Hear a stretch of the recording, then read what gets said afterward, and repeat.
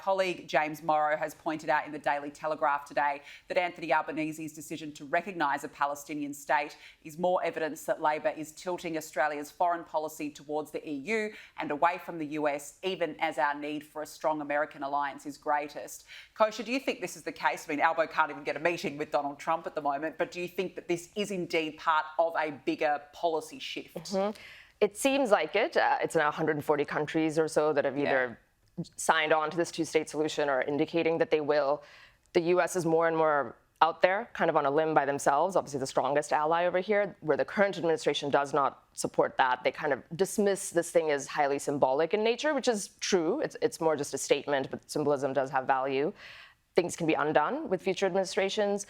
The US has evolved its position on this. Under Clinton, Bush years, Obama, Biden, they were more favorable to the two-state solution. So this is really the Trump administration has veered away from that and thinks it's prohibitive to getting some kind of peace, given the current context over there.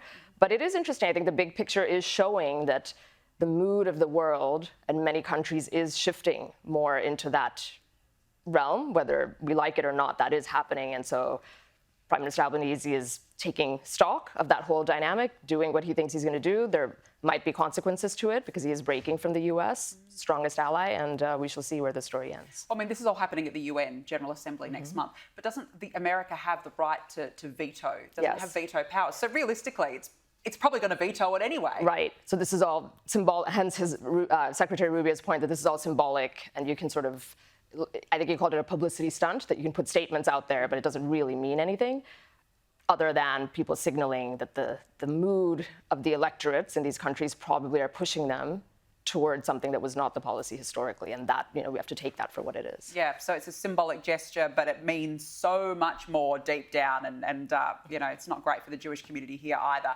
Look, let's move on. A pro-Palestinian group has vowed to take its fight to shut down Brisbane's Story Bridge for a mass protest to court if needed after police flagged security and safety concerns. Justice for Palestine has also begun preparations for the major rally, despite not yet getting the green light. Kosha, we saw this weeks ago here in Sydney. The protesters didn't get the green light. They took it to court. They won at the 11th hour, hijacked the Harbour Bridge. The terror flags were being waved. It was an embarrassment. The pictures went worldwide. Are these protesters now more and more emboldened? Because we saw the steps of the Sydney Opera House, the Harbour Bridge, now the Story Bridge in Brisbane. It's a weekly thing now. They are. I think the precedent of Sydney and what the High Court there did is obviously something that they are looking at, and they're, I'm sure, going to do the same thing in Queensland, and we'll see. Each court is different. But it's striking to the heart of taking advantage of the laws in free countries like Australia that do protect the right to peaceful assembly, but they're using it for a cause that not everybody is sympathetic to. There are people who are sympathetic to it, but when you block traffic and take over iconic landmarks for something, they're not exactly the most sympathetic figures, even if people have sympathy for the humanitarian crisis and things like that over there. So it is interesting. I think it's an example of multiculturalism.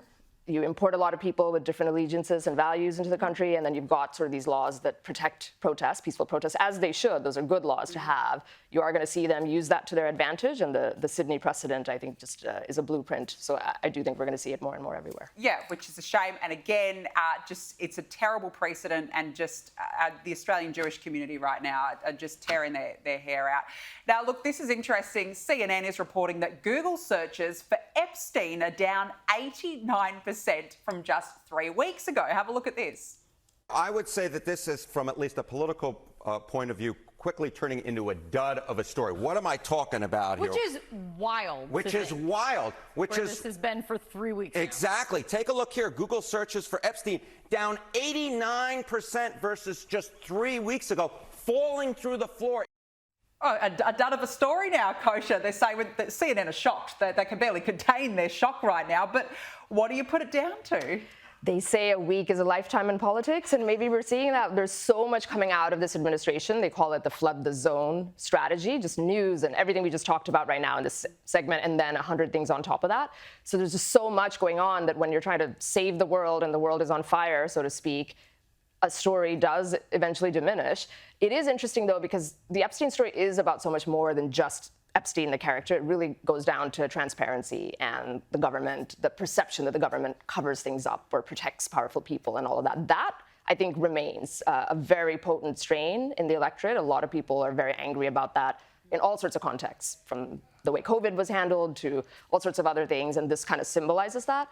But I think the story itself, we have bigger fish to fry, is what this poll is saying, and it is interesting that the Google search results are down 89%. That surprised me. It's incredible. Well, you know what?